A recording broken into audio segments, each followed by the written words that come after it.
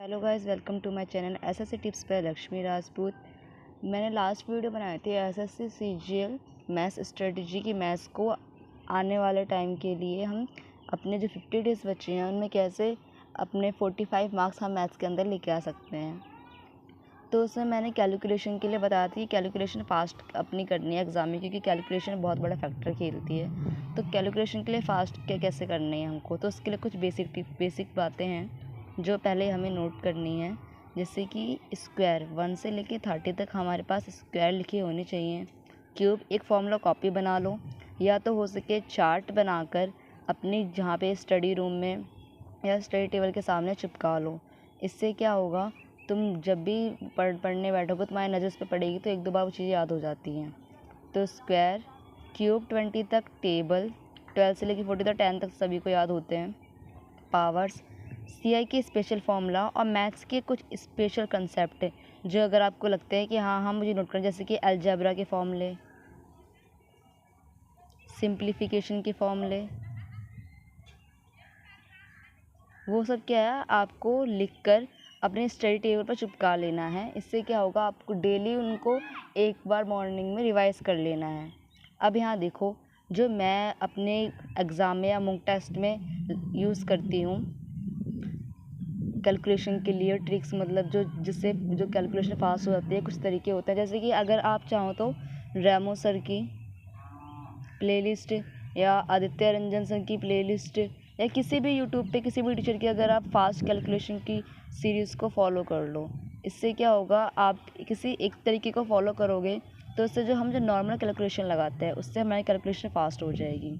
कुछ जैसे कि यहाँ पे एक होता है 25 का स्क्वायर, इसमें एंड में क्या है 5 का स्क्वायर करते हैं तो क्या कर 25 और 2 यहाँ पे जो डिजिट लिखी होती है उसके आगे वाले डिजिट से मल्टीप्लाई कर, 2 3 जा 6, तो 25 का स्क्वायर क्या हो जाएगा 625। ऐसे ही यहाँ पे अगर मैं मल्टीप्लाई करते हैं, हम यहाँ पर 100 के पास वाले डिजिट की अगर हमें मल्टीप्लाई करनी होती है ऐसे, तो ये 100 से कितना ज़्यादा है 1 तो +1, कितना ज़्यादा है 2 तो +2, तो 2 और यहाँ पे आ जाएगा 02। अब 101 में 2 प्लस कर लेंगे तो यहाँ पे क्या आ जाएगा 103। तो ऐसे कुछ ट्रिक्स आएंगी जो हमें फॉलो करनी चाहिए अपनी कैलकुलेशन में।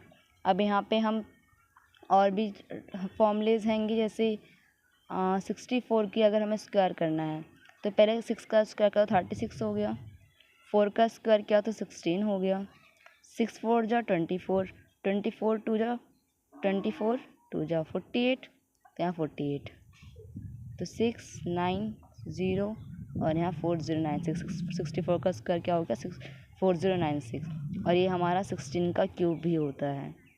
यहाँ पे देखो 28 का अगर हमें स्क्वायर करना है तो 22 का स्क्वायर करेंगे तो 04, 8 का स्क्वायर करेंगे तो 64, यहाँ पे 2 8 जा 16 और 16 2 जा 32, तो 4 8 7 84, 28 का स्क्वायर क्या होगा हमारे यहाँ पे 784।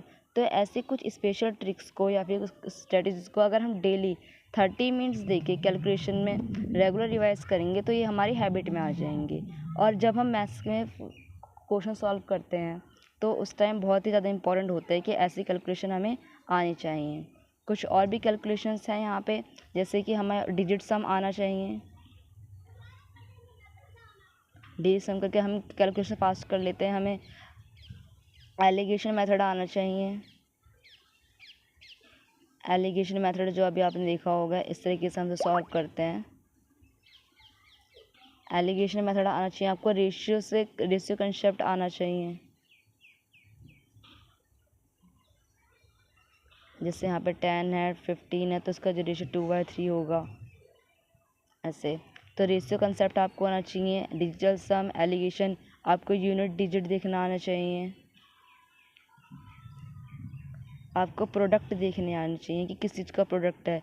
कभी कभार जो हमारा आंसर होता है वो 3 का मल्टीपल होता है, 7 का मल्टीपल होता है, 11 का मल्टीपल होता है। तो हमें 3 7 और 11 का मल्टीपल चेक करना आना चाहिए। 11 का मल्टीपल हम कैसे चेक करते हैं, मान लो हमको डिजिट लिखी है इस तरीके से, तो इन सब का जो सम होता है और इनका सम होना चाहिए, या तो वो 11 होना चाहिए, यहाँ इन सब का सम माइनस और इन सब का सम यहाँ पे या तो 11 होना चाहिए या फिर 0 होना चाहिए। ये 11 क्या हमारे होता है थ्री के लिए क्या देखते हैं हम, थ्री के जो जितने भी सम हैं वो 3 से मल्टीप्लाई होना चाहिए। ऐसे हम 9 के लिए चेक करते हैं। 5 के लिए चेक करते हैं यूनिट डिजिट में या तो 0 होना चाहिए 5 होना चाहिए।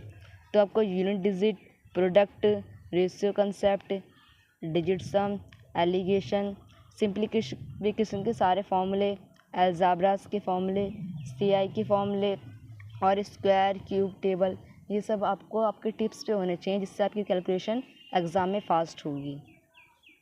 और अगर आप चाहते हो कि ऐसी फास्ट कैलकुलेशन की मैं एक अलग सेपरेट वीडियो बना के आपको दूं कि हाँ ऐसी एक सेपरेट ट्रिक्स के साथ कि क्या क्या डिटेल प्रोसेस है, तो मैं एक अलग से एक वीडियो और बना दूंगी। और अगर आपको मेरी ये वीडियो हेल्पफुल लगी हो तो प्लीज़ सब्सक्राइब माई चैनल।